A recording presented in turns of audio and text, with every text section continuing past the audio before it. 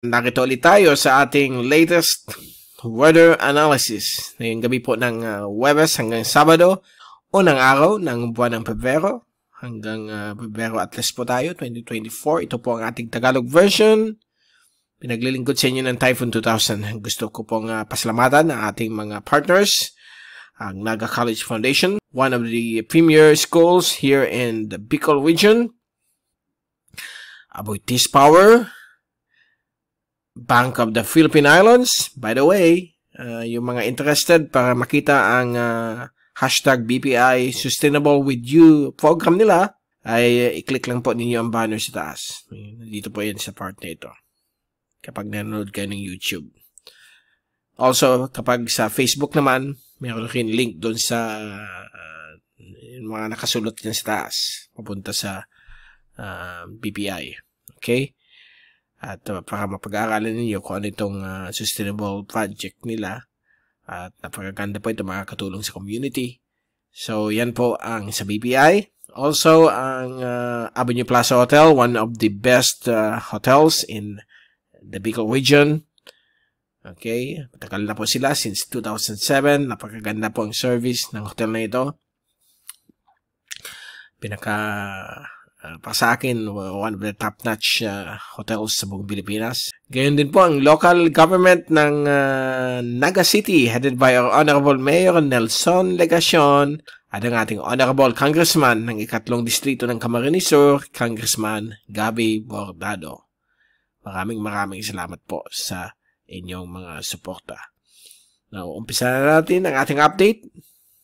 Ito yung GovSat. Gaya ng sinabi ko, magkakaroon po ng rain event sa Mindanao.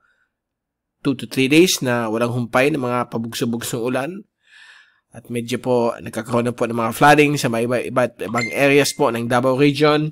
Kasama po dyan ang Davao de Oro. Napaulat na nagkakaroon po ng halos sa buong munisipyo nila. Nagkakaroon po ng mga flooding. So mag-iingat lamang po kayong lahat dyan. At na yung darating na weekend ay mag-improve na po ang weather. May mga ulan pa rin na nagaganap na yon.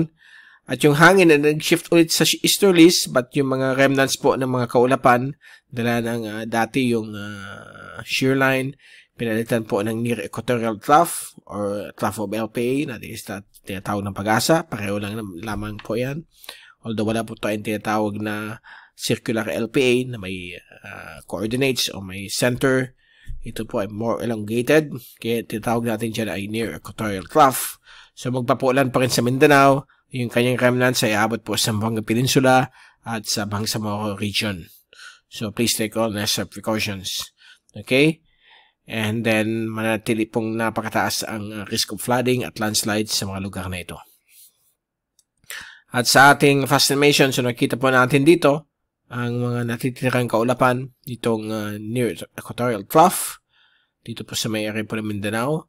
At makikita ninyo dito sa ating infrared satellite animation na patuloy pa rin yung mga multiple thunderstorms na nagbibigay ng mga risk of flooding at landslides dito sa area po ng Mindanao. Okay? But sa susunod na sa susunod na 24 oras, unti-unti na po itong hihina. Although sa hapon ng gabi, may mga inasahan pa rin tayo mga thunderstorms sa Mindanao bukas. But pagdating ng Sabado at Linggo hanggang early next week, okay na po ang panahon. Now, dito naman po sa ating latest forecast mula sa windy.com, galing po ito sa European model. Ito po ang wind, pressure at rain forecast na nakita po natin. Ngayong gabi, nandiyan pa rin mga rainfall, mga ulan dahil sa mga thunderstorms dala ng near equatorial trough. But bukas po ng hapon, Sabado ay unti-unti na pong bubuti po ang panahon dito sa iba't ibang bahagi po ng Mindanao. Okay, although baka may mga thunderstorms pa rin, but inaasahan po ang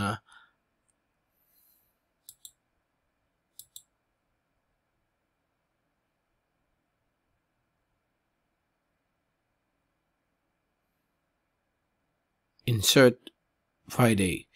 Kaya bukas po ng hapon ay inaasahan pa rin mga thunderstorms sa iba't ibang bahagi ng Mindanao, lalo po sa may Zamboanga Peninsula at Bangsamoro area. Okay? But sa Sabado at Linggo ay tuyo na po ang panahon. Okay? At halos kahit po sa iba't ibang bagay ng ating bansa ay napakainit na po. Although may kalamigan pa rin ang gabi, but unti-unti na po tayo pumapasok sa sa hot dry season. Magsisimula po ang hot dry season, yung tinatawag na summer, kasi wala na po talagang summer sa Pilipinas, okay? Kasi yung summer season, sa Northern Hemisphere yan, mga middle latitude climates, meron silang 4 seasons, spring, summer, autumn, and winter. Okay? Nahiram lang natin yung term na summer, dahil sa US at sa ibang panig ng mundo, pag summer season, talagang mainit. Okay? So, parang nahiram natin yung term. But ang tunay na term po dyan is hot dry season. Dalawang klaseng dry season tayo. May cool dry season tayo, November to March. Then March to June, yan po ang hot dry season. June to September, habagat season po yan, o wet season o rainy season, kung anong gusto nyo tawagin. Pareho lang po yan. So yan po ang magiging forecast. Patungo tayo sa sa cool dry season. So medyo nagkakaroon po ng break na yun ang amihan. Kaya yung rainfall accumulation forecast hanggang Sabado ay meron pa rin mga natitirang ulan sa iba't ibang bagay ng Mindanao, but unti-unti na po itong hihina. At sa ating wave forecast, ang eastern coastal waters ng Pilipinas mula sa Eastern Luzon, Bicol Region, Eastern Visayas at Eastern Mindanao ay mananatili po mula 2 to 2.5 meters ang taas. Okay, kita po natin yan dito. 2 hanggang 2.5. Samantala dito po sa may kanluran bahagi ay nasa 0.3 kalmado hanggang 1.5 ang taas ng alon, pati po dito sa may inland waters ng ating bansa. So napakaganda po mag-fishing dito po sa mangisda sa inland waters ng Pilipinas, pati yung sa may West Philippine Sea, but dito sa may eastern portions medyo magalaw pang dagat. So, same situation yan throughout the weekend hanggang sa linggo. At bago tayong paalam, itong pinaka-latest Global Tropics Hazards Outlook mula sa Climate Prediction Center ng US. Okay? Valid po ito for the next 2 to 3 weeks na kung yung third week, yan po ang pinaka-mababa po ang probability, highly uncertain. Yung week 2, nasa 50% ang probability o nasa medium chance. Okay? At ito pong hazards outlook ay nilabas po nung Martes. Okay, so ito po ang pinaka-latest na yon. Sa ikalawang linggo, valid Pebrero 7 hanggang Pebrero 13, ikalabing tatlo ng Pebrero, ay magiging okay naman po ang panahon. Wala tayong any unprecedented rainfall.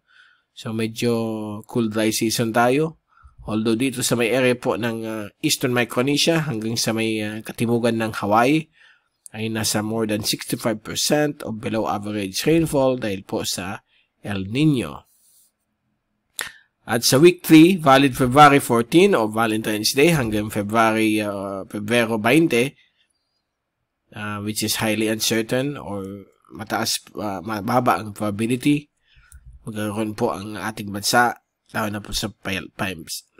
Magkakaroon po ang Visayas, Mindanao at Palawan ng below average rainfall of more than 50% dahil po ito sa epekto ng El Nino. By the way, yung magtatanong, El Nino umuulan, bakit ganyan?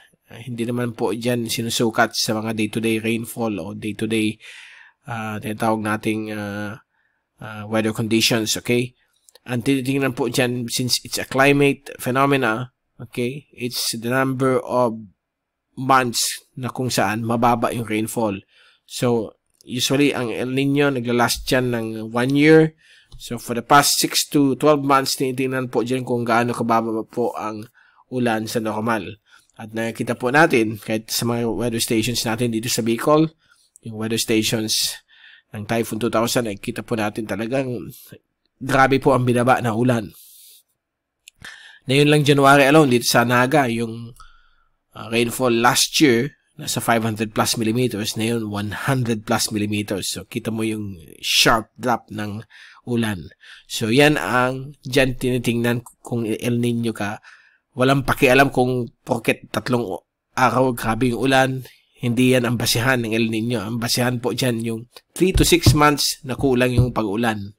Okay, so Kahit na 3 to 6 months kulang pag-ulan, pag may bagyo o may mga LPA o may rain event na 1 to 3 days, nangyayari po yan kahit sa anong lumalop ng mundo. Lalo na ngayon, medyo tumataas po ang temperatura ng ating mundo. So, kahit na El Nino, may mga in-expect pa rin tayong mga grabing ulan. But ang titignan po dito yung overall monthly rainfall. Kahit na i-check nyo sa pag-asa, talaga nakita mo meron to talagang epekto ang El Nino sa ating bansa. Okay? So, for the next 2 weeks, expect natin na kulang naman po ng ulan. So, please take all necessary precautions na po yung mga drought areas o mga dry spell areas ng ating bansa. So, yan po ang ating update. Yan ang latest na yung Webes at babalik tayo na yung darating pong weekend. Ito si Mike Pado magpapaalam. Mag-ingat po tayong lahat. Be #weatherwiser. At maraming salamat po sa pagpunod nyo sa aking channel. At God bless po sa inyo lahat.